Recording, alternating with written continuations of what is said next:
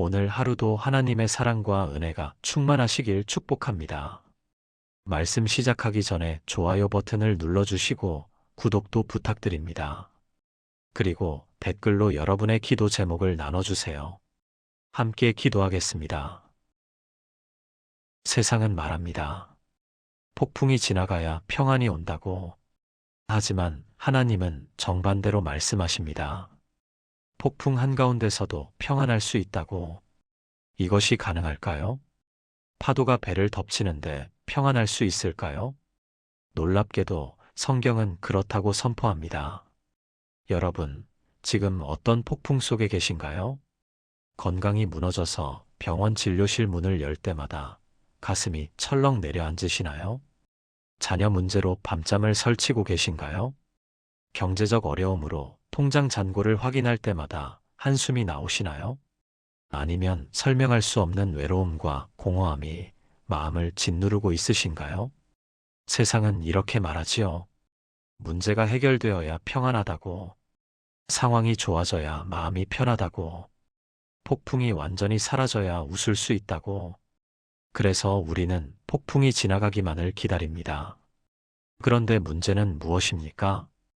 인생의 폭풍은 끝없이 찾아온다는 것입니다. 한 폭풍이 지나가면 또 다른 폭풍이 몰려옵니다. 그렇다면 우리는 평생 평안을 누릴 수 없다는 말입니까? 아닙니다. 하나님은 전혀 다른 방법을 제시하십니다. 폭풍 한가운데서도 평안할 수 있는 비밀을 알려주십니다. 그것이 바로 오늘 우리가 함께 나눌 7가지 말씀입니다. 이 말씀들은 단순한 위로가 아닙니다. 실제로 폭풍 속에서 평안을 경험한 수많은 믿음의 선배들이 붙잡았던 생명의 말씀입니다. 지금부터 하나씩 함께 살펴보시겠습니까? 첫 번째, 두려움 속에서도 평안을 주는 말씀. 폭풍이 몰아칠 때 우리 마음에 가장 먼저 찾아오는 것이 무엇입니까? 바로 두려움입니다. 앞으로 어떻게 될지 모르는 불안감이 몰려옵니다. 통제할 수 없는 상황 앞에서 우리는 무력감을 느낍니다. 부산 해운대구에 사는 박영자 권사님은 올해 67세입니다. 작년 가을 남편이 갑자기 쓰러졌습니다. 뇌졸중이었습니다. 응급실에서 중환자실로, 중환자실에서 일반 병동으로 옮겨지는 동안 그녀의 마음은 두려움으로 가득 찼습니다. 40년을 함께 산 남편이 다시 걸을 수 있을까? 말을 할 수 있을까? 나를 알아볼 수 있을까? 앞으로 우리 삶은 어떻게 될까? 병원 복도를 오가며 그녀는 수없이 눈물을 삼켰습니다. 그때 그녀가 붙잡은 말씀이 있습니다. 이사야 41장 10절입니다. 두려워하지 말라. 내가 너와 함께함이라. 놀라지 말라. 나는 내 하나님이 됨이라. 내가 너를 굳세게 하리라. 참으로 너를 도와주리라. 참으로 나의 의로운 오른손으로 너를 붙들리라. 이 말씀을 보십시오. 하나님은 우리에게 두려워하지 말라고 명령하십니다. 그런데 단순히 명령으로 끝나지 않습니다. 왜 두려워하지 말아야 하는지 4가지 이유를 분명히 말씀하십니다. 첫째, 내가 너와 함께함이라. 하나님이 함께 계신다는 약속입니다. 둘째, 나는 내 하나님이 됨이라. 하나님이 우리의 하나님이시라는 관계 선언입니다. 셋째, 내가 너를 굳세게 하리라. 하나님이 우리에게 힘을 주신다는 약속입니다. 넷째, 참으로 나의 의로운 오른손으로 너를 붙들리라. 하나님이 우리를 붙들어 주신다는 확실한 보증입니다. 이 말씀이 원래 누구에게 주어진 말씀인지 아십니까? 바벨론 포로로 끌려간 이스라엘 백성들에게 주신 말씀입니다. 그들은 나라를 잃었습니다. 성전이 무너졌습니다. 고향을 떠나 낯선 땅에서 노예처럼 살아야 했습니다. 그야말로 인생의 최악의 폭풍 속에 있었습니다. 바로 그 순간 하나님은 이 말씀을 주셨습니다. 그렇다면 이 말씀을 어떻게 우리 삶에 적용할 수 있을까요? 두려움이 찾아올 때 이 말씀을 소리내어 고백하십시오. 하나님, 제가 두려워하지 않는 이유는 주님이 저와 함께 계시기 때문입니다. 하나님, 주님은 저의 하나님이십니다. 하나님, 주님이 저를 굳세게 하십니다. 하나님, 주님의 의로운 오른손이 저를 붙들고 계십니다. 이렇게 고백할 때 놀라운 일이 일어납니다. 두려움이 물러가고 평안이 찾아옵니다. 박영자 권사님은 이 말씀을 매일 아침 병실에서 고백했습니다. 남편의 상태가 나아지지 않아도 그녀는 이 말씀을 붙잡았습니다. 그리고 6개월이 지난 지금 남편은 천천히 걷고 있습니다. 말도 조금씩 하고 있습니다. 그녀는 고백합니다. 남편이 회복된 것도 감사하지만 더 큰 기적은 폭풍 한가운데서 평안을 경험한 것이라고. 여러분도 지금 두려움 속에 계십니까? 이 말씀을 붙잡으십시오. 하나님은 여러분과 함께 계십니다. 두 번째, 불안한 마음에 평안을 주는 말씀. 두려움과 함께 우리를 괴롭히는 또 다른 감정이 있습니다. 바로 불안입니다. 두려움이 구체적인 대상이 있는 감정이라면 불안은 막연한 초조함입니다. 뭔가 잘못될 것 같은 느낌, 마음이 편하지 않은 상태. 이런 불안이 계속되면 우리는 지쳐갑니다. 대구 수성구에 사는 이명희 집사님은 59세입니다. 그녀에게는 31살 아들이 있습니다. 대학을 졸업하고 취업 준비를 한 지 벌써 3년째입니다. 면접을 보러 갈 때마다 그녀의 마음은 불안으로 가득 찹니다. 이번에는 붙을까? 또 떨어지면 어떡하지? 아들이 점점 지쳐가는 모습을 보면서 그녀 자신도 함께 지쳐갑니다. 밤에 잠을 자다가도 문득 깨어나 아들 방문 앞에 서 있곤 합니다. 새벽 기도회에 나가서도 마음이 편하지 않습니다. 이런 그녀에게 빛이 된 말씀이 있습니다. 빌립보서 4장 6절에서 7절입니다. 아무것도 염려하지 말고 다만 모든 일에 기도와 간구로 너희 구할 것을 감사함으로 하나님께 아뢰라. 그리하면 모든 지각에 뛰어난 하나님의 평강이 그리스도 예수 안에서 너희 마음과 생각을 지키시리라. 이 말씀을 자세히 보십시오. 바울은 아무것도 염려하지 말라고 말합니다. 그런데 단순히 걱정하지 말라고 하지 않습니다. 구체적인 방법을 제시합니다. 기도와 간구로 하나님께 아뢰라는 것입니다. 그것도 감사함으로 아뢰라고 합니다. 그러면 어떻게 됩니까? 모든 지각에 뛰어난 하나님의 평강이 우리 마음과 생각을 지킨다는 것입니다. 여기서 평강이라는 단어가 중요합니다. 헬라어로 에이레네인데 이것은 단순히 조용한 상태가 아닙니다. 전쟁이 끝나고 평화 조약이 맺어진 상태를 의미합니다. 완전한 화해와 안정을 뜻합니다. 그런 평강이 우리 마음을 지킨다는 것입니다. 이 말씀이 쓰인 배경을 아십니까? 바울이 빌립보서를 쓸 때 그는 감옥에 갇혀 있었습니다. 로마 감옥입니다. 언제 처형당할지 모르는 상황이었습니다. 그런데 그는 이 편지에서 기쁨과 평안을 말합니다. 어떻게 그럴 수 있었습니까? 그가 이 말씀대로 살았기 때문입니다. 그렇다면 우리는 어떻게 적용할 수 있을까요? 불안한 마음이 올라올 때 이렇게 하십시오. 먼저 그 불안을 구체적으로 하나님께 아뢰십시오. 막연한 불안이 아니라 정확히 무엇이 불안한지 말씀드리는 것입니다. 둘째, 감사할 것을 찾으십시오. 아무리 어려운 상황에도 감사할 것은 있습니다.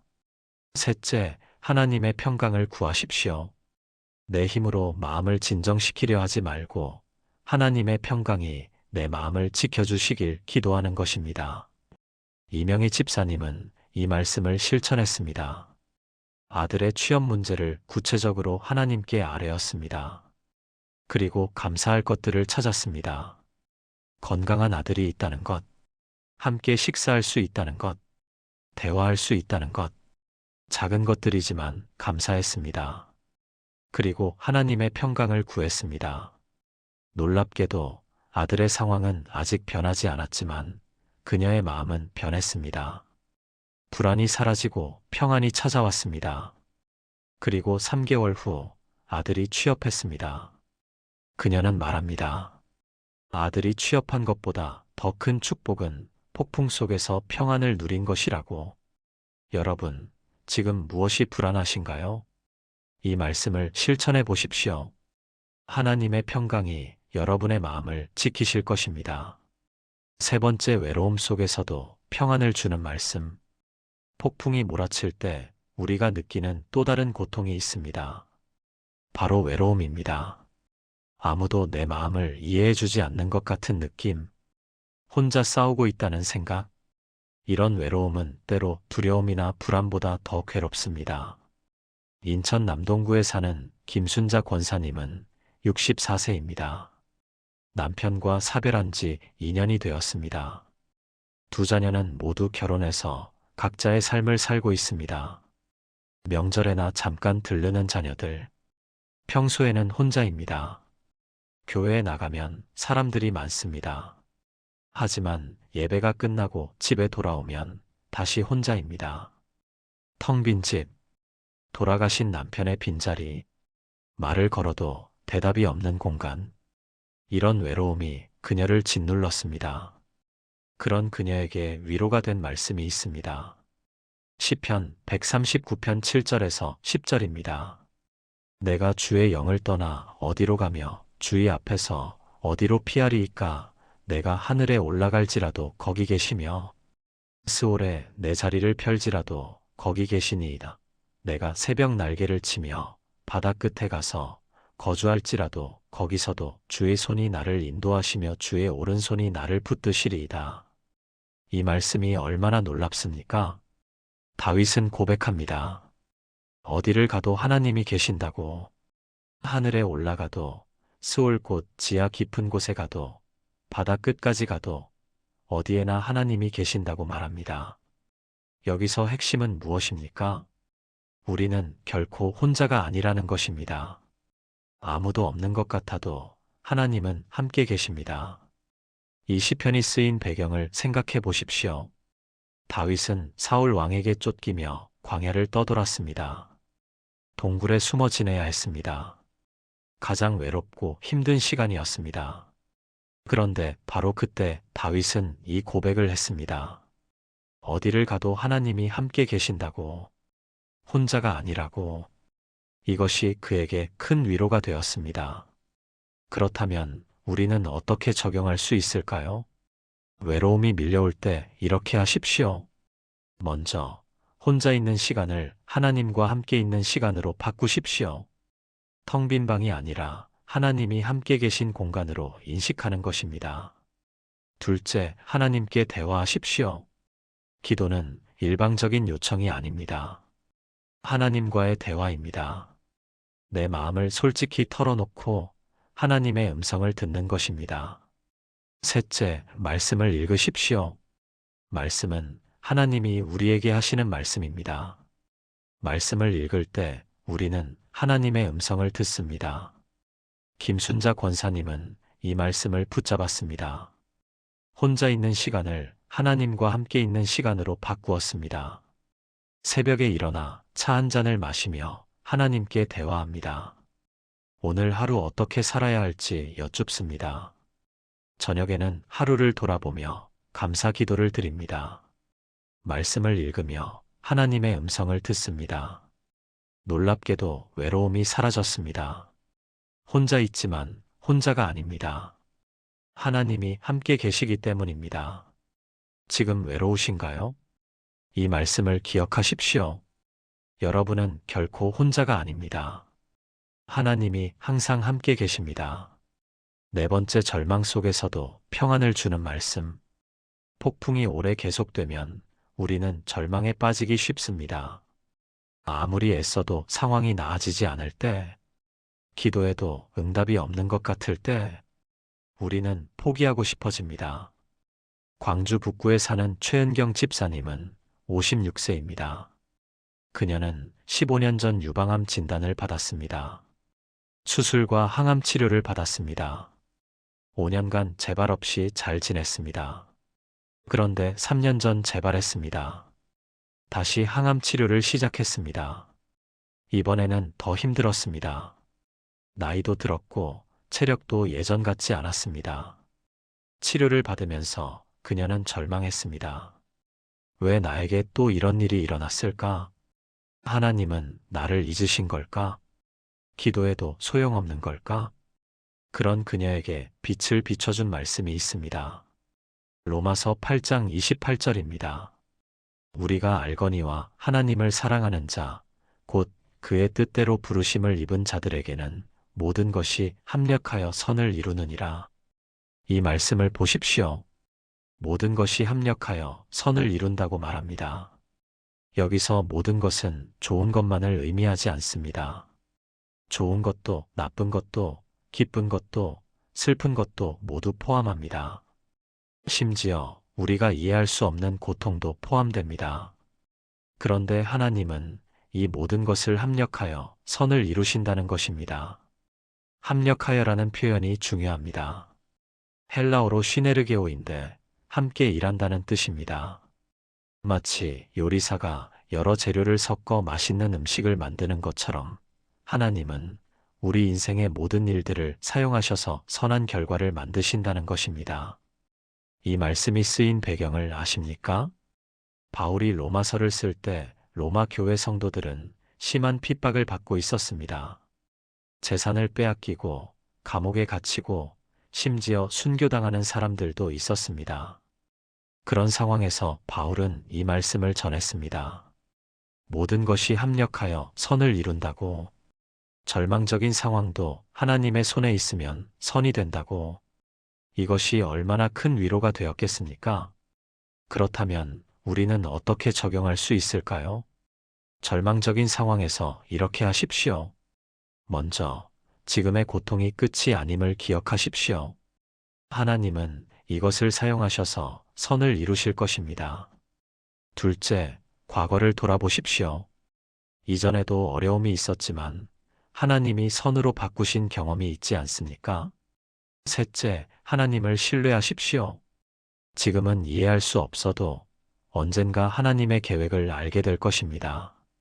최은경 집사님은 이 말씀을 붙잡았습니다. 재발한 암도 하나님의 손에 있다고 믿었습니다.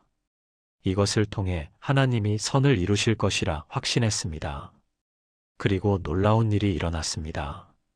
항암 치료를 받으면서 같은 병동에 있던 환자들에게 복음을 전했습니다. 절망 속에 있던 그들에게 희망을 전했습니다. 몇 명이 예수님을 영접했습니다. 그녀는 고백합니다. 만약 재발하지 않았다면 이 사람들을 만나지 못했을 것이라고. 하나님은 정말 모든 것을 합력하여 선을 이루신다고. 지금 절망하고 계신가요? 이 말씀을 붙잡으십시오. 하나님은 여러분의 상황을 선으로 바꾸실 것입니다. 다섯 번째, 지쳐서 쓰러질 것 같을 때 평안을 주는 말씀. 폭풍이 계속되면 우리는 지쳐갑니다. 육체적으로도 정신적으로도 영적으로도 지쳐갑니다. 더 이상 견딜 수 없을 것 같은 순간이 옵니다. 서울 노원구에 사는 정미라 권사님은 61세입니다. 그녀는 10년째 치매에 걸린 시어머니를 모시고 있습니다. 처음에는 가벼운 증상이었습니다. 하지만 점점 심해졌습니다. 이제는 딸도 알아보지 못합니다. 밤낮이 바뀌어서 밤에 깨워서 돌아다니십니다. 정미라 권사님은 제대로 잠을 잘 수가 없습니다. 낮에는 시어머니를 돌보고 밤에도 깨어 있어야 합니다. 남편과 자녀들이 도와주지만 한계가 있습니다. 그녀는 점점 지쳐갔습니다. 교회에 나가고 싶어도 시어머니를 두고 갈 수가 없습니다. 기도하고 싶어도 집중이 되지 않습니다. 그런 그녀에게 힘이 된 말씀이 있습니다. 이사야 40장 28절에서 31절입니다. 너는 알지 못하였느냐, 듣지 못하였느냐. 영원하신 하나님 여호와 땅 끝까지 창조하신 이는 피곤하지 아니하시며 곤비하지 아니하시며 명철이 한이 없으시며 피곤한 자에게는 능력을 주시며 무능한 자에게는 힘을 더하시나니 소년이라도 피곤하며 곤비하며 장정이라도 넘어지며 자빠지되 오직 여호와를 앙망하는 자는 새 힘을 얻으리니 독수리가 날개치며 올라감 같을 것이요 다른 박질하여도 곤비하지 아니하겠고 걸어가도 피곤하지 아니하리로다. 이 말씀을 보십시오. 하나님은 피곤한 자에게 능력을 주시고 무능한 자에게 힘을 더하신다고 말씀하십니다. 소년도 장정도 피곤하고 넘어지지만 여호와를 앙망하는 자는 새 힘을 얻는다고 하십니다. 여기서 앙망한다는 표현이 중요합니다. 히브리어로 카와인데 단순히 기다린다는 뜻이 아닙니다. 줄을 꼬듯이 하나님과 긴밀히 연결되는 것을 의미합니다. 마치 전기 코드를 꽂으면 전기가 흐르듯이 우리가 하나님과 연결되면 하나님의 능력이 우리에게 흐른다는 것입니다. 이 말씀이 쓰인 배경을 아십니까? 이스라엘 백성들이 바벨론 포로로 70년을 지낸 후였습니다. 그들은 완전히 지쳐 있었습니다. 육체적으로도 정신적으로도 영적으로도 탈진 상태였습니다. 그런 그들에게 이사야는 이 말씀을 전했습니다. 하나님을 앙망하면 새 힘을 얻는다고. 그렇다면 우리는 어떻게 적용할 수 있을까요? 지쳐서 쓰러질 것 같을 때 이렇게 하십시오. 먼저 내 힘으로 버티려 하지 마십시오. 우리의 힘은 한계가 있습니다. 둘째, 하나님께 연결되십시오. 기도가 어렵다면 짧은 기도라도 하십시오. 하나님, 힘을 주세요. 이 한마디 기도도 하나님께 닿습니다. 셋째, 말씀을 읽으십시오. 말씀은 우리에게 힘을 줍니다. 정미라 권사님은 이 말씀을 실천했습니다. 시어머니가 주무실 때마다 짧은 기도를 했습니다. 하나님, 제게 힘을 주세요. 이 한마디였습니다. 그리고 틈날 때마다 말씀을 읽었습니다. 한 절이라도 읽었습니다. 놀랍게도 힘이 생겼습니다. 상황은 변하지 않았지만 그녀는 견딜 수 있었습니다. 하나님이 힘을 주셨기 때문입니다. 지금 지쳐 있으신가요? 이 말씀을 기억하십시오. 하나님을 앙망하는 자는 새 힘을 얻습니다. 여섯 번째, 미래가 불확실할 때 평안을 주는 말씀. 폭풍 속에서 우리를 괴롭히는 또 다른 것이 있습니다. 미래에 대한 불확실성입니다. 앞으로 어떻게 될지 알 수 없을 때 우리는 불안합니다. 전주 완산구에 사는 김철수 장로님은 69세입니다. 그는 40년간 운영하던 작은 공장을 작년에 정리했습니다. 경기가 나빠지고 주문이 끊기면서 더 이상 유지할 수 없었습니다. 은퇴 후 노후 자금도 넉넉하지 않습니다. 자녀들에게 도움을 받고 싶지 않습니다. 앞으로 어떻게 살아가야 할지 막막합니다. 건강도 예전 같지 않습니다. 무릎도 아프고 혈압도 높아졌습니다. 미래가 불확실합니다. 불안합니다. 그런 그에게 위로가 된 말씀이 있습니다. 잠언 3장 5절에서 6절입니다. 너는 마음을 다하여 여호와를 신뢰하고 내 명철을 의지하지 말라. 너는 범사의 그를 인정하라. 그리하면 내 길을 지도하시리라. 이 말씀을 보십시오. 마음을 다하여 여호와를 신뢰하라고 말합니다. 그리고 내 명철을 의지하지 말라고 합니다. 우리의 생각과 계획은 한계가 있습니다. 하지만 하나님은 모든 것을 아십니다. 범사의 그를 인정하면 하나님이 우리 길을 지도하신다고 약속하십니다. 여기서 지도하시리라는 표현이 중요합니다. 히브리어로 야샤르인데 곧게 하신다는 뜻입니다. 구불구불한 길을 곧게 펴시는 것입니다. 우리가 보기에는 막막하고 복잡한 길이지만 하나님이 그 길을 곧게 펴서 갈 수 있게 하신다는 것입니다. 이 잠언이 누가 쓴 것인지 아십니까? 솔로몬입니다. 그는 젊은 나이에 왕이 되었습니다. 앞으로 어떻게 나라를 다스려야 할지 막막했습니다. 그래서 하나님께 지혜를 구했습니다. 하나님은 그에게 지혜를 주셨습니다. 그리고 그는 이 교훈을 얻었습니다. 하나님을 신뢰하고 범사의 하나님을 인정하면 하나님이 길을 지도하신다는 것을.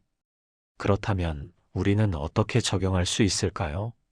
미래가 불확실할 때 이렇게 하십시오. 먼저 내 계획과 생각에만 의지하지 마십시오.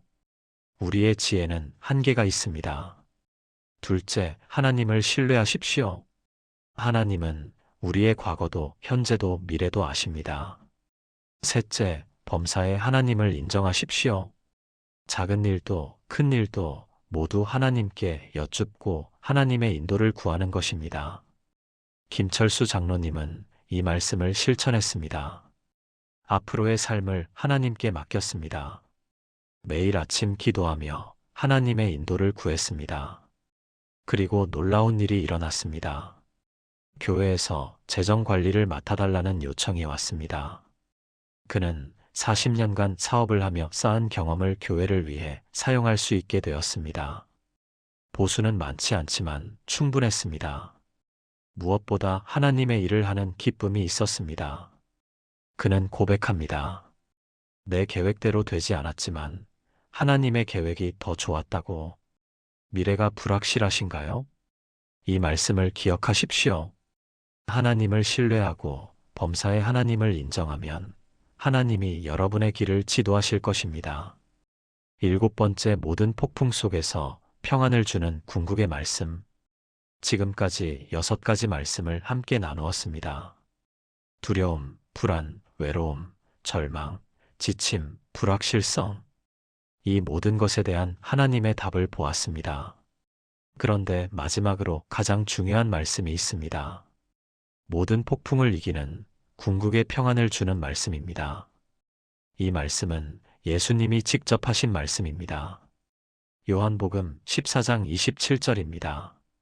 평안을 너희에게 끼치노니 곧 나의 평안을 너희에게 주노라. 내가 너희에게 주는 것은 세상이 주는 것과 같지 아니하니라. 너희는 마음에 근심하지도 말고 두려워하지도 말라.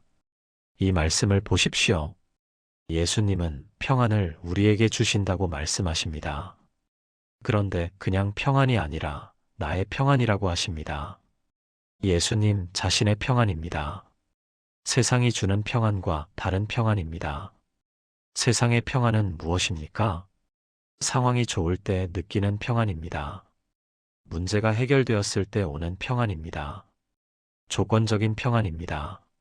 하지만 예수님이 주시는 평안은 다릅니다. 상황과 상관없는 평안입니다. 폭풍 한가운데서도 누릴 수 있는 평안입니다. 무조건적인 평안입니다. 이 말씀을 예수님이 언제 하셨는지 아십니까? 십자가를 지시기 바로 전날 밤입니다. 다음 날이면 십자가에 못 박혀 죽으실 것을 아시는 예수님. 그런데 제자들에게 평안을 말씀하십니다. 내 평안을 너희에게 준다고 하십니다. 이것이 얼마나 놀랍습니까? 죽음 앞에서도 평안하신 예수님. 그 평안을 우리에게 주신다는 것입니다.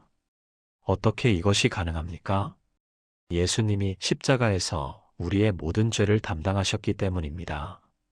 우리를 괴롭히는 두려움, 불안, 외로움, 절망, 모든 것을 십자가에서 해결하셨기 때문입니다. 그래서 이제 우리는 어떤 폭풍 속에서도 평안할 수 있습니다. 울산 남구에 사는 박한나 집사님은 53세입니다. 그녀는 5년 전 남편의 사업 실패로 모든 것을 잃었습니다. 집도 차도 모두 빼앗겼습니다. 빚만 남았습니다. 작은 월세방으로 이사했습니다. 남편은 우울증에 걸렸습니다. 그녀가 아르바이트를 하며 생계를 꾸려갔습니다. 정말 힘든 시간이었습니다. 그런데 그녀는 평안했습니다. 어떻게 그럴 수 있었습니까? 그녀가 이 말씀을 붙잡았기 때문입니다. 예수님의 평안을 받았기 때문입니다.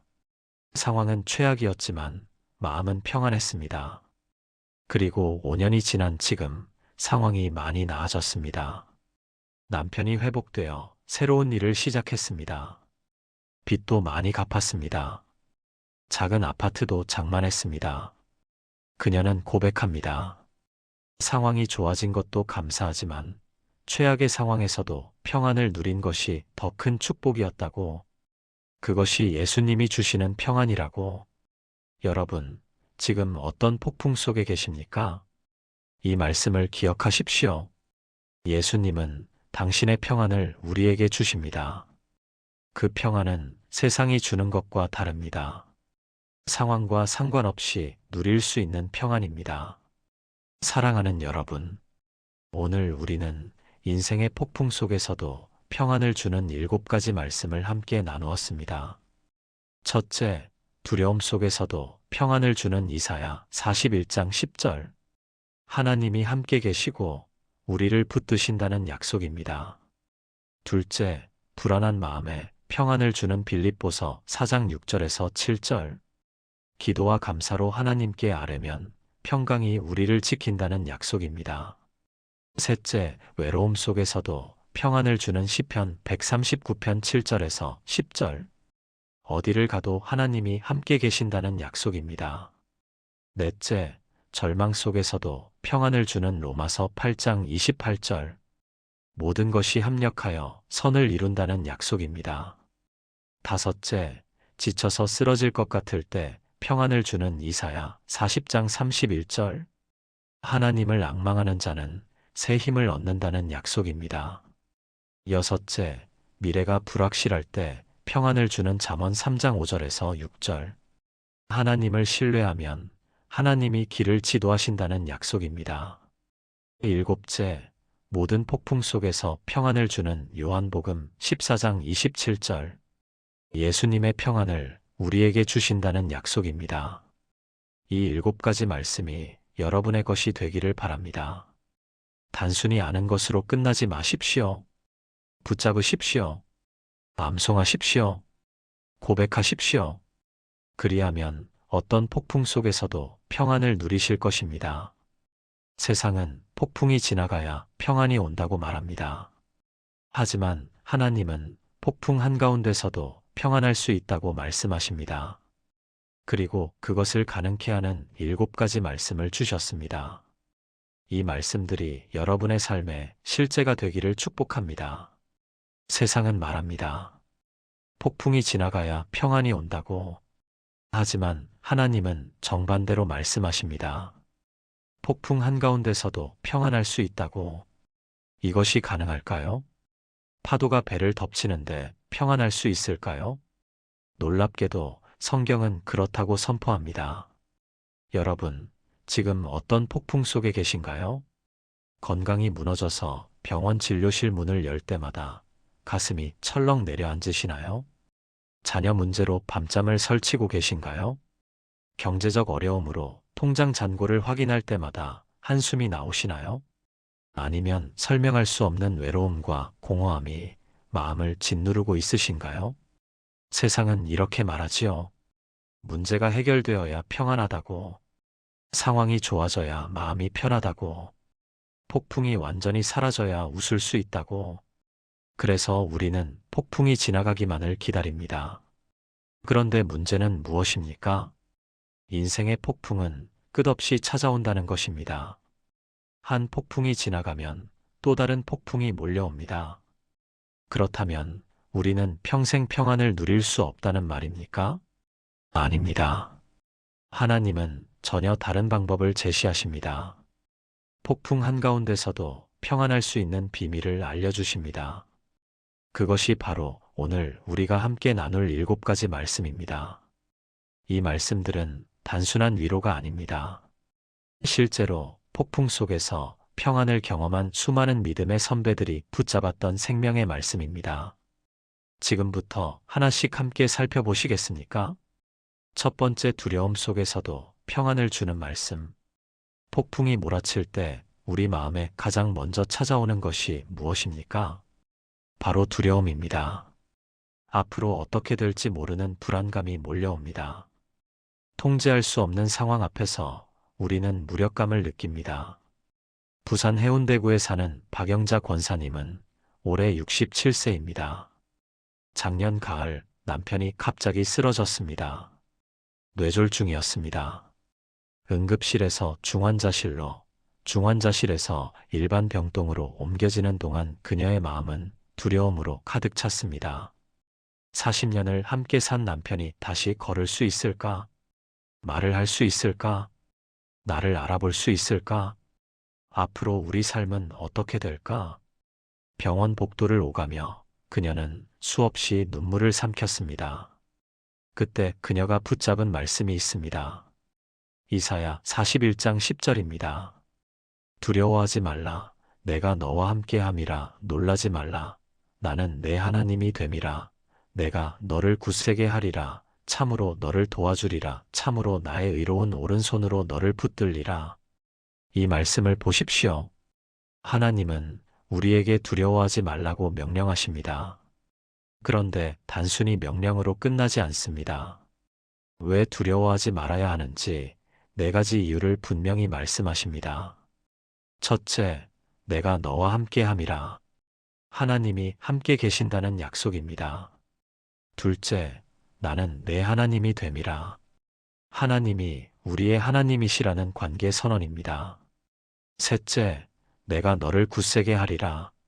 하나님이 우리에게 힘을 주신다는 약속입니다. 넷째, 참으로 나의 의로운 오른손으로 너를 붙들리라.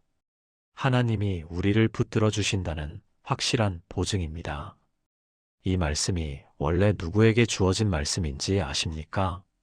바벨론 포로로 끌려간 이스라엘 백성들에게 주신 말씀입니다. 그들은 나라를 잃었습니다. 성전이 무너졌습니다. 고향을 떠나 낯선 땅에서 노예처럼 살아야 했습니다. 그야말로 인생의 최악의 폭풍 속에 있었습니다. 바로 그 순간 하나님은 이 말씀을 주셨습니다. 그렇다면 이 말씀을 어떻게 우리 삶에 적용할 수 있을까요?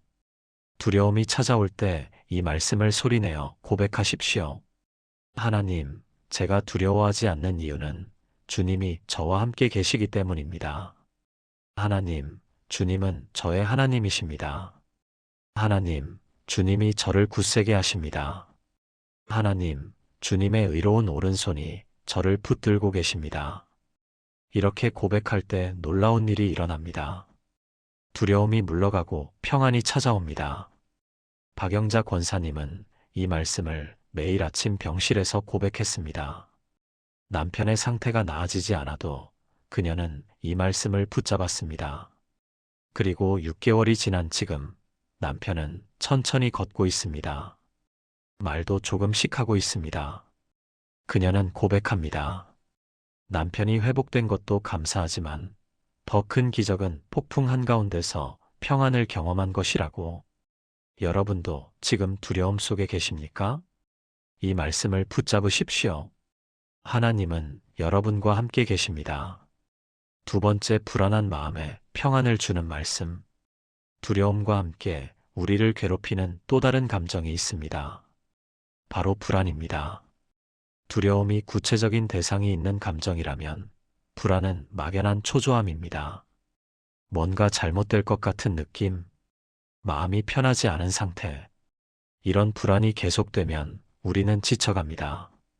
대구 수성구에 사는 이명희 집사님은 59세입니다. 그녀에게는 31살 아들이 있습니다. 대학을 졸업하고 취업 준비를 한 지 벌써 3년째입니다. 면접을 보러 갈 때마다 그녀의 마음은 불안으로 가득 찹니다. 이번에는 붙을까? 또 떨어지면 어떡하지? 아들이 점점 지쳐가는 모습을 보면서 그녀 자신도 함께 지쳐갑니다. 밤에 잠을 자다가도 문득 깨어나 아들 방문 앞에 서 있곤 합니다. 새벽 기도회에 나가서도 마음이 편하지 않습니다. 이런 그녀에게 빛이 된 말씀이 있습니다. 빌립보서 4장 6절에서 7절입니다. 아무것도 염려하지 말고 다만 모든 일에 기도와 간구로 너희 구할 것을 감사함으로 하나님께 아뢰라. 그리하면 모든 지각에 뛰어난 하나님의 평강이 그리스도 예수 안에서 너희 마음과 생각을 지키시리라. 이 말씀을 자세히 보십시오. 바울은 아무것도 염려하지 말라고 말합니다. 그런데 단순히 걱정하지 말라고 하지 않습니다. 구체적인 방법을 제시합니다. 기도와 간구로 하나님께 아뢰라는 것입니다. 그것도 감사함으로 아뢰라고 합니다. 그러면 어떻게 됩니까? 모든 지각에 뛰어난 하나님의 평강이 우리 마음과 생각을 지킨다는 것입니다. 여기서 평강이라는 단어가 중요합니다. 헬라어로 에이레네인데 이것은 단순히 조용한 상태가 아닙니다. 전쟁이 끝나고 평화 조약이 맺어진 상태를 의미합니다. 완전한 화해와 안정을 뜻합니다. 그런 평강이 우리 마음을 지킨다는 것입니다. 이 말씀이 쓰인 배경을 아십니까? 바울이 빌립보서를 쓸 때 그는 감옥에 갇혀 있었습니다.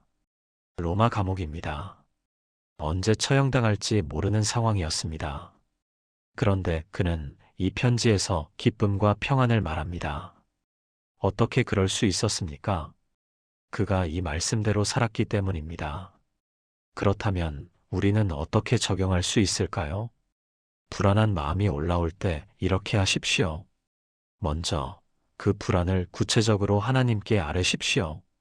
막연한 불안이 아니라 정확히 무엇이 불안한지 말씀드리는 것입니다. 둘째, 감사할 것을 찾으십시오. 아무리 어려운 상황에도 감사할 것은 있습니다. 셋째, 하나님의 평강을 구하십시오. 내 힘으로 마음을 진정시키려 하지 말고 하나님의 평강이 내 마음을 지켜주시길 기도하는 것입니다. 이명희 집사님은 이 말씀을 실천했습니다. 아들의 취업 문제를 구체적으로 하나님께 아뢰었습니다. 그리고 감사할 것들을 찾았습니다. 건강한 아들이 있다는 것, 함께 식사할 수 있다는 것, 대화할 수 있다는 것, 작은 것들이지만 감사했습니다. 그리고 하나님의 평강을 구했습니다. 놀랍게도 아들의 상황은 아직 변하지 않았지만 그녀의 마음은 변했습니다. 불안이 사라지고 평안이 찾아왔습니다. 그리고 3개월 후 아들이 취업했습니다. 그녀는 말합니다. 아들이 취업한 것보다 더 큰 축복은 폭풍 속에서 평안을 누린 것이라고. 여러분, 지금 무엇이 불안하신가요? 이 말씀을 실천해 보십시오. 하나님의 평강이 여러분의 마음을 지키실 것입니다. 세 번째, 외로움 속에서도 평안을 주는 말씀. 폭풍이 몰아칠 때 우리가 느끼는 또 다른 고통이 있습니다.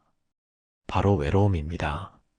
아무도 내 마음을 이해해 주지 않는 것 같은 느낌. 혼자 싸우고 있다는 생각. 이런 외로움은 때로 두려움이나 불안보다 더 괴롭습니다. 인천 남동구에 사는 김순자 권사님은 64세입니다. 남편과 사별한 지 2년이 되었습니다. 두 자녀는 모두 결혼해서 각자의 삶을 살고 있습니다. 명절에나 잠깐 들르는 자녀들. 평소에는 혼자입니다. 교회에 나가면 사람들이 많습니다. 하지만 예배가 끝나고 집에 돌아오면 다시 혼자입니다.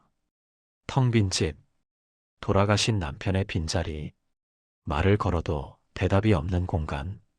이런 외로움이 그녀를 짓눌렀습니다. 그런 그녀에게 위로가 된 말씀이 있습니다. 시편 139편 7절에서 10절입니다. 내가 주의 영을 떠나 어디로 가며 주의 앞에서 어디로 피하리이까. 내가 하늘에 올라갈지라도 거기 계시며 스올에 내 자리를 펼지라도 거기 계시니이다. 내가 새벽 날개를 치며 바다 끝에 가서 거주할지라도 거기서도 주의 손이 나를 인도하시며 주의 오른손이 나를 붙드시리이다. 이 말씀이 얼마나 놀랍습니까? 다윗은 고백합니다. 어디를 가도 하나님이 계신다고. 하늘에 올라가도 스올 곳 지하 깊은 곳에 가도 바다 끝까지 가도 어디에나 하나님이 계신다고 말합니다. 여기서 핵심은 무엇입니까? 우리는 결코 혼자가 아니라는 것입니다. 아무도 없는 것 같아도 하나님은 함께 계십니다. 이 시편이 쓰인 배경을 생각해 보십시오. 다윗은 사울 왕에게 쫓기며 광야를 떠돌았습니다. 동굴에 숨어 지내야 했습니다. 가장 외롭고 힘든 시간이었습니다. 그런데 바로 그때 다윗은 이 고백을 했습니다. 어디를 가도 하나님이 함께 계신다고. 혼자가 아니라고. 이것이 그에게 큰 위로가 되었습니다. 그렇다면 우리는 어떻게 적용할 수 있을까요? 외로움이 밀려올 때 이렇게 하십시오. 먼저 혼자 있는 시간을 하나님과 함께 있는 시간으로 바꾸십시오. 텅 빈 방이 아니라 하나님이 함께 계신 공간으로 인식하는 것입니다. 둘째, 하나님께 대화하십시오. 기도는 일방적인 요청이 아닙니다. 하나님과의 대화입니다. 내 마음을 솔직히 털어놓고 하나님의 음성을 듣는 것입니다. 셋째, 말씀을 읽으십시오.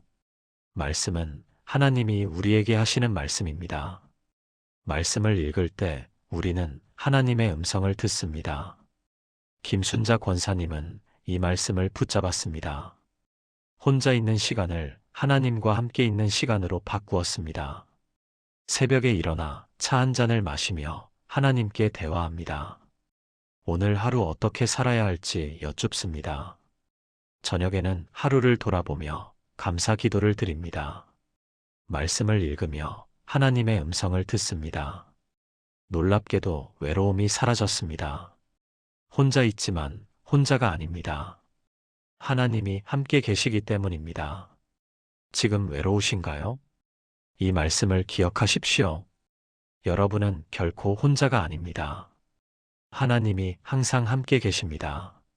네 번째, 절망 속에서도 평안을 주는 말씀. 폭풍이 오래 계속되면 우리는 절망에 빠지기 쉽습니다. 아무리 애써도 상황이 나아지지 않을 때, 기도해도 응답이 없는 것 같을 때, 우리는 포기하고 싶어집니다. 광주 북구에 사는 최은경 집사님은 56세입니다. 그녀는 15년 전 유방암 진단을 받았습니다. 수술과 항암 치료를 받았습니다. 5년간 재발 없이 잘 지냈습니다. 그런데 3년 전 재발했습니다. 다시 항암 치료를 시작했습니다. 이번에는 더 힘들었습니다. 나이도 들었고 체력도 예전 같지 않았습니다.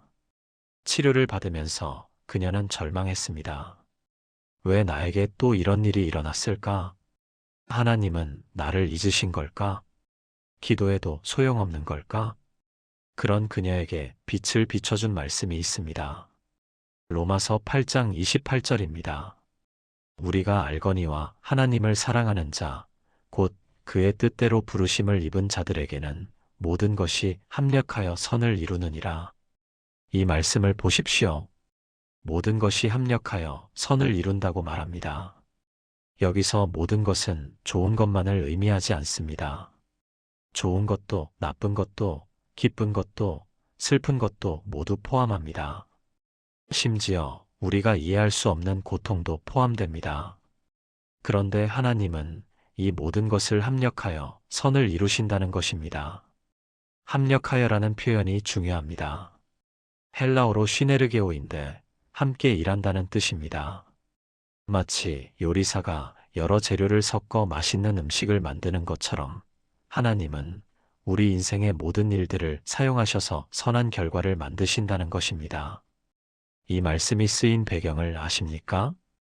바울이 로마서를 쓸 때 로마 교회 성도들은 심한 핍박을 받고 있었습니다. 재산을 빼앗기고 감옥에 갇히고 심지어 순교당하는 사람들도 있었습니다. 그런 상황에서 바울은 이 말씀을 전했습니다. 모든 것이 합력하여 선을 이룬다고, 절망적인 상황도 하나님의 손에 있으면 선이 된다고. 이것이 얼마나 큰 위로가 되었겠습니까? 그렇다면 우리는 어떻게 적용할 수 있을까요? 절망적인 상황에서 이렇게 하십시오. 먼저, 지금의 고통이 끝이 아님을 기억하십시오. 하나님은 이것을 사용하셔서 선을 이루실 것입니다. 둘째, 과거를 돌아보십시오. 이전에도 어려움이 있었지만 하나님이 선으로 바꾸신 경험이 있지 않습니까? 셋째, 하나님을 신뢰하십시오. 지금은 이해할 수 없어도 언젠가 하나님의 계획을 알게 될 것입니다. 최은경 집사님은 이 말씀을 붙잡았습니다. 재발한 암도 하나님의 손에 있다고 믿었습니다. 이것을 통해 하나님이 선을 이루실 것이라 확신했습니다. 그리고 놀라운 일이 일어났습니다.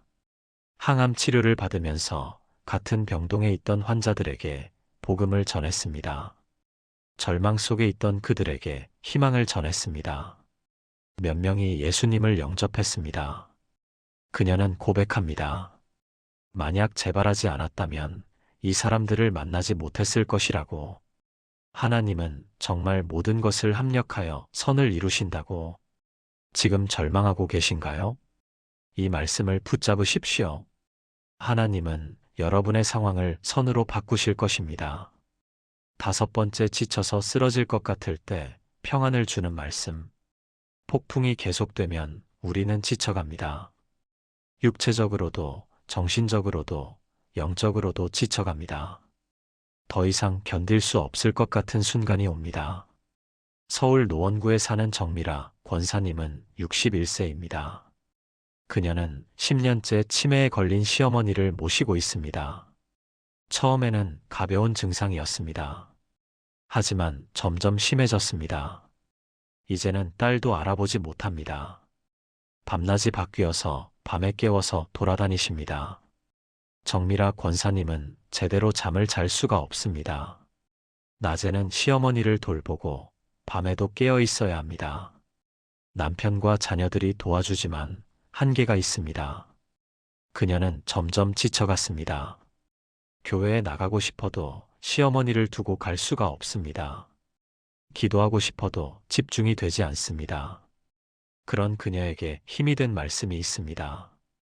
이사야 40장 28절에서 31절입니다.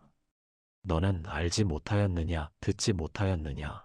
영원하신 하나님 여호와 땅 끝까지 창조하신 이는 피곤하지 아니하시며 곤비하지 아니하시며 명철이 한이 없으시며 피곤한 자에게는 능력을 주시며 무능한 자에게는 힘을 더하시나니 소년이라도 피곤하며 곤비하며 장정이라도 넘어지며 자빠지되 오직 여호와를 앙망하는 자는 새 힘을 얻으리니 독수리가 날개치며 올라감 같을 것이요 다른 박질하여도 곤비하지 아니하겠고 걸어가도 피곤하지 아니하리로다.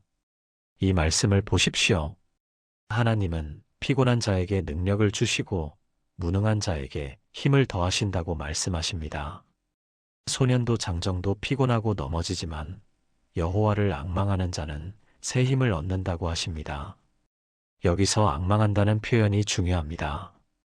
히브리어로 카와인데 단순히 기다린다는 뜻이 아닙니다.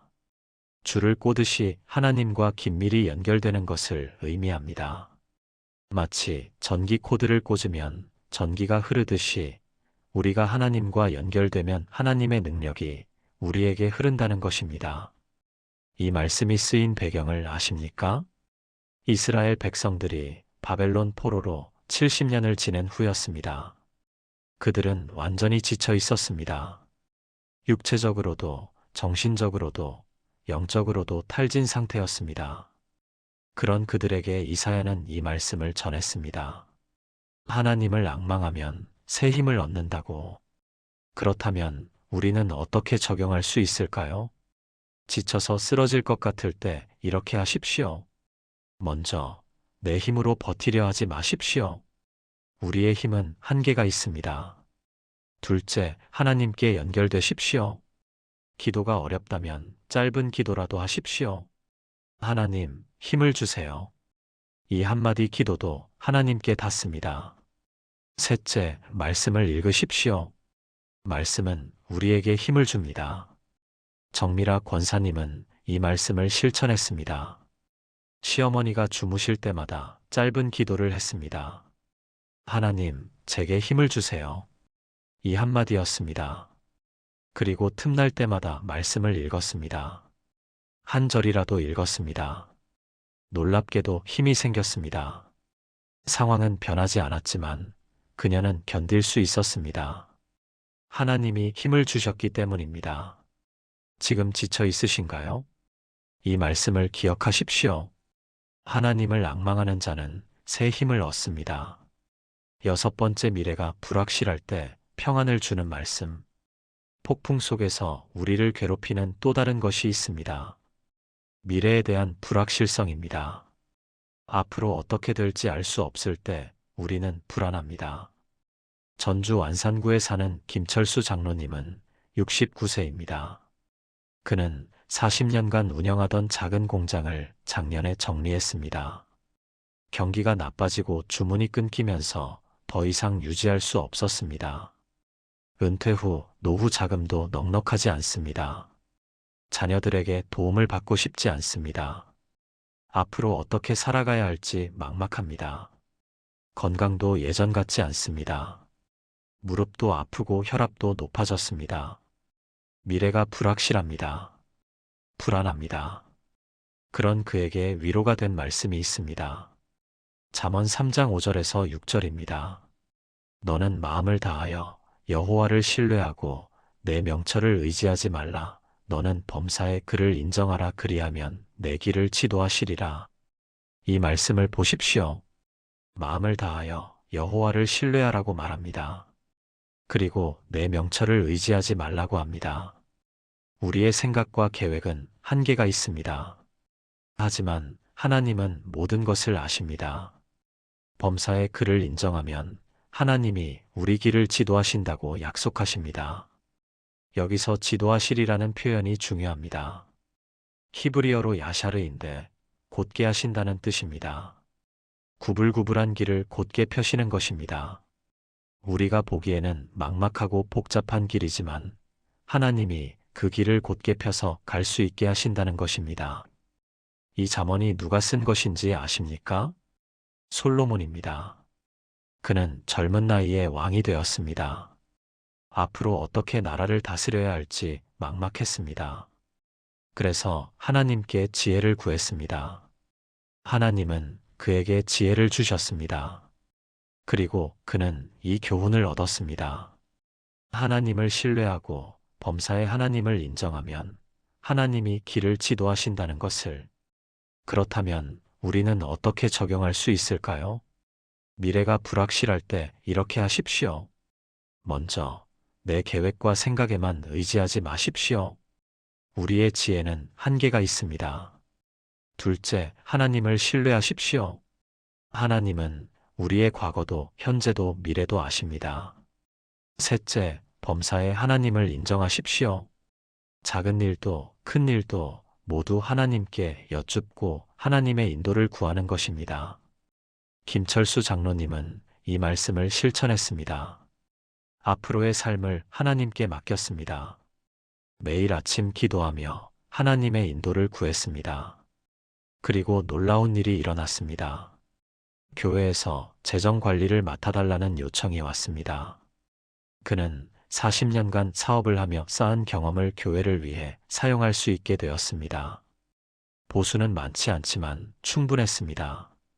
무엇보다 하나님의 일을 하는 기쁨이 있었습니다. 그는 고백합니다. 내 계획대로 되지 않았지만 하나님의 계획이 더 좋았다고. 미래가 불확실하신가요? 이 말씀을 기억하십시오. 하나님을 신뢰하고 범사의 하나님을 인정하면 하나님이 여러분의 길을 지도하실 것입니다. 7번째, 모든 폭풍 속에서 평안을 주는 궁극의 말씀. 지금까지 6가지 말씀을 함께 나누었습니다. 두려움, 불안, 외로움, 절망, 지침, 불확실성. 이 모든 것에 대한 하나님의 답을 보았습니다. 그런데 마지막으로 가장 중요한 말씀이 있습니다. 모든 폭풍을 이기는 궁극의 평안을 주는 말씀입니다. 이 말씀은 예수님이 직접 하신 말씀입니다. 요한복음 14장 27절입니다. 평안을 너희에게 끼치노니 곧 나의 평안을 너희에게 주노라. 내가 너희에게 주는 것은 세상이 주는 것과 같지 아니하니라. 너희는 마음에 근심하지도 말고 두려워하지도 말라. 이 말씀을 보십시오. 예수님은 평안을 우리에게 주신다고 말씀하십니다. 그런데 그냥 평안이 아니라 나의 평안이라고 하십니다. 예수님 자신의 평안입니다. 세상이 주는 평안과 다른 평안입니다. 세상의 평안은 무엇입니까? 상황이 좋을 때 느끼는 평안입니다. 문제가 해결되었을 때 오는 평안입니다. 조건적인 평안입니다.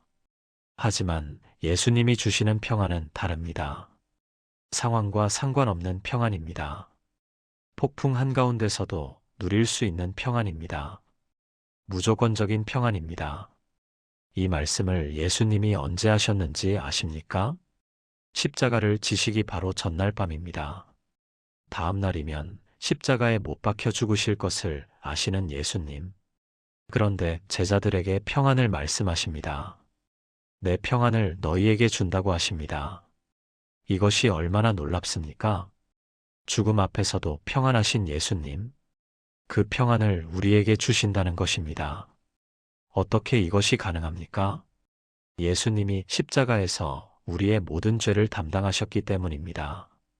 우리를 괴롭히는 두려움, 불안, 외로움, 절망, 모든 것을 십자가에서 해결하셨기 때문입니다. 그래서 이제 우리는 어떤 폭풍 속에서도 평안할 수 있습니다. 울산 남구에 사는 박한나 집사님은 53세입니다.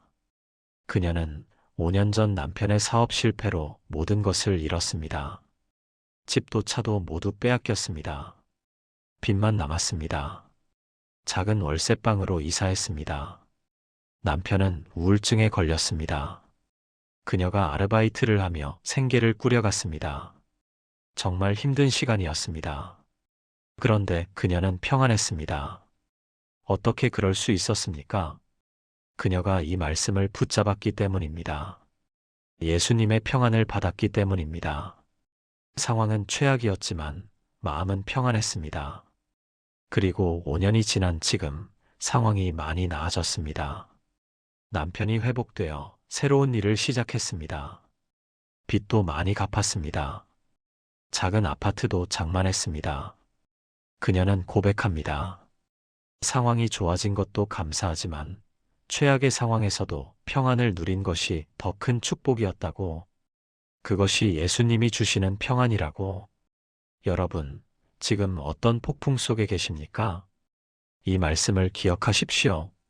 예수님은 당신의 평안을 우리에게 주십니다. 그 평안은 세상이 주는 것과 다릅니다. 상황과 상관없이 누릴 수 있는 평안입니다. 사랑하는 여러분, 오늘 우리는 인생의 폭풍 속에서도 평안을 주는 7가지 말씀을 함께 나누었습니다. 첫째, 두려움 속에서도 평안을 주는 이사야 41장 10절. 하나님이 함께 계시고 우리를 붙드신다는 약속입니다. 둘째, 불안한 마음에 평안을 주는 빌립보서 4장 6절에서 7절. 기도와 감사로 하나님께 아뢰면 평강이 우리를 지킨다는 약속입니다. 셋째, 외로움 속에서도 평안을 주는 시편 139편 7절에서 10절. 어디를 가도 하나님이 함께 계신다는 약속입니다. 넷째, 절망 속에서도 평안을 주는 로마서 8장 28절. 모든 것이 합력하여 선을 이룬다는 약속입니다. 다섯째, 지쳐서 쓰러질 것 같을 때 평안을 주는 이사야 40장 31절. 하나님을 앙망하는 자는 새 힘을 얻는다는 약속입니다. 여섯째, 미래가 불확실할 때 평안을 주는 잠언 3장 5절에서 6절. 하나님을 신뢰하면 하나님이 길을 지도하신다는 약속입니다. 일곱째, 모든 폭풍 속에서 평안을 주는 요한복음 14장 27절. 예수님의 평안을 우리에게 주신다는 약속입니다. 이 7가지 말씀이 여러분의 것이 되기를 바랍니다. 단순히 아는 것으로 끝나지 마십시오. 붙잡으십시오. 암송하십시오. 고백하십시오. 그리하면 어떤 폭풍 속에서도 평안을 누리실 것입니다. 세상은 폭풍이 지나가야 평안이 온다고 말합니다. 하지만 하나님은 폭풍 한가운데서도 평안할 수 있다고 말씀하십니다. 그리고 그것을 가능케 하는 7가지 말씀을 주셨습니다. 이 말씀들이 여러분의 삶에 실제가 되기를 축복합니다. 이 영상이 여러분에게 도움이 되었다면 좋아요를 눌러주시고 더 많은 분들이 함께 은혜 받을 수 있도록 구독과 알림 설정 부탁드립니다. 그리고 댓글로 여러분의 간증을 나눠주세요. 어떤 폭풍 속에서 평안을 경험하셨는지, 어떤 말씀이 힘이 되었는지 나눠주시면 서로에게 큰 격려가 될 것입니다. 하나님의 평안이 여러분과 함께하기를 기도합니다. 감사합니다.